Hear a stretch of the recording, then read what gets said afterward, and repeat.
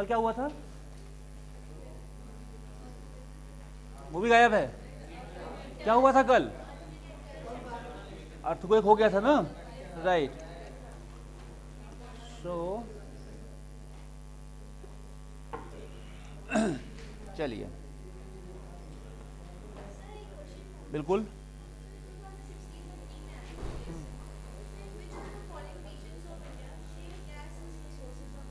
Shell gases कहाँ मिलेंगे?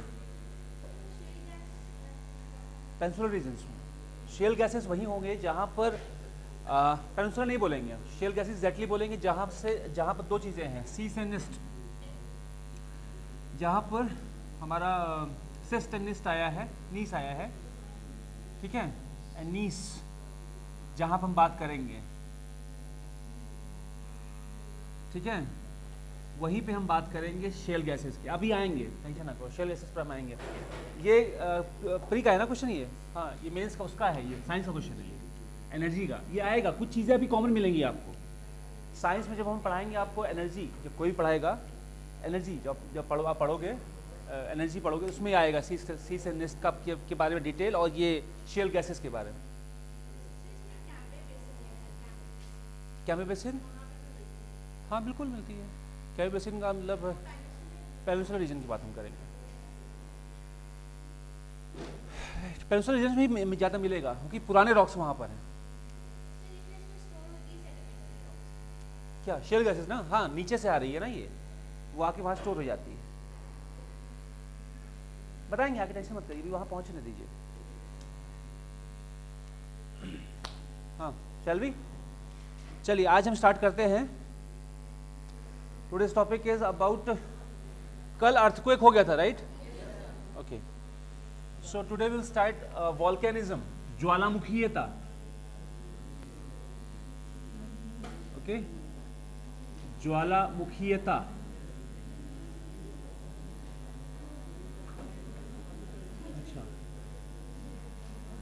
अच्छा, शाम वाले बच्चे भी हैं इसमें? नहीं, इवनिंग वाले बच्चे भी हैं? सब लोग, सब तो नहीं है, मॉर्निंग में ही कम दिख रहे हैं। अच्छा, कुछ रास्ते में है, कुछ भूले भटके भी पहुंच रहे होंगे, ठीक है। चलिए,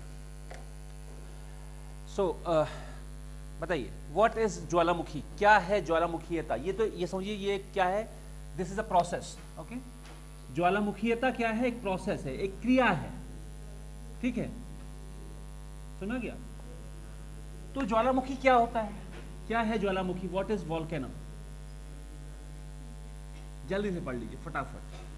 कल बताया था मैंने आपको, उसी में थोड़ा सा एड ऑन कर लेना है। क्या? कि प्लेटों के कंपन से, due to the oscillations of plates, it can be divergent और convergent. Due to the oscillations of plate, there is a eruption of magma from the margins of these plates, and this eruption of magma is known as volcano. प्लेटों के कंपन से, प्लेटों की दरारों से नीचे का मैग्मा, लावा ऊपर प्लेटों के ऊपर उद्गार के रूप में बाहर निकलता है। इस प्रक्रिया को हम क्या बोलेंगे? कोई दिक्कत? कोई दिक्कत? इजी एंड सिंपल, कोई दिक्कत नहीं। अब क्या हुआ? ये जब ज्वालामुखी विस्फोट बाहर हुआ है, उद्गार हुआ है, ठीक है, तो हुआ क्या? यहां से निकला है मैग्मा, ठीक। ये मैग्मा क्या होगा? जैसे ही ये बाहर वातावरण के संपर्क में आएगा, ये ठंडा होना शुरू करेगा। It will start what? Cooling down. ये क्या करेगा? ठंडा होना शुरू करेगा और प्लेटों के ऊपर जमना शुरू करेगा। व्हाट इट करेगा?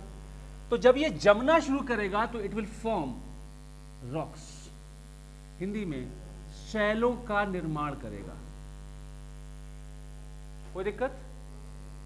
कोई दिक्कत?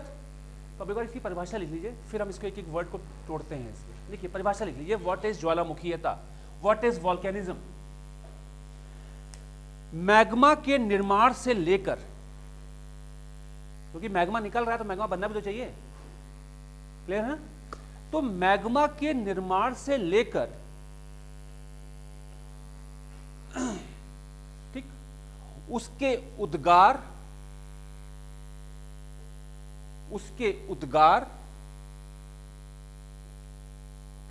तथा ठंडा होकर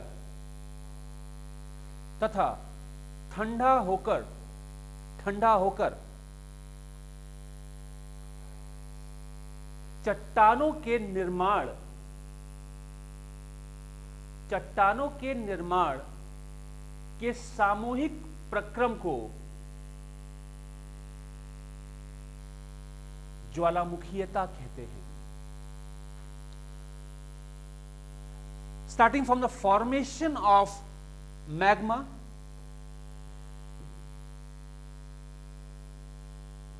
and its eruption, formation of, in Hindi or English? In English, okay. Starting from the formation of magma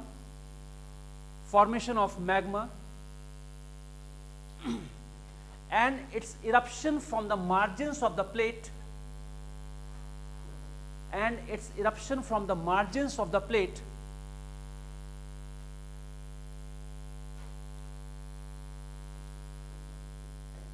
comma, cooling down and forming rocks.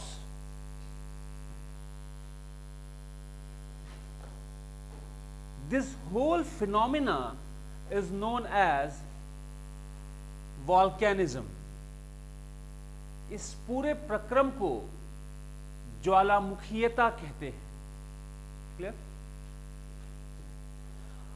अब देखिए तीन चीजें निकल के आ रही हैं हमारे पास। कौन कौन सी चीजें निकल के आई? एक है मैग्मा, पहला, ठीक।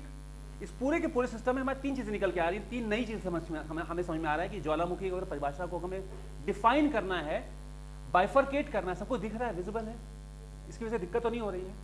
अगर दिक्कत हो तो जरूर शिफ्ट हो जाइए आप लोग। अगर कैमरे की वजह से प्रॉब्लम हो रही है तो शिफ्ट हो जाइए, इधर उधर हो जाइए अगर प्रॉब्लम लग रही है दिखने में, तो क्योंकि दिखना जरूरी है। इधर आगे हो जाइए, पीछे हो जाइए, कहीं शिफ्ट हो जाइए। हाँ जी, हाँ आप आ सकते हैं, लेकिन कल से जल्दी आइए क्योंकि ये डेली का काम होगा।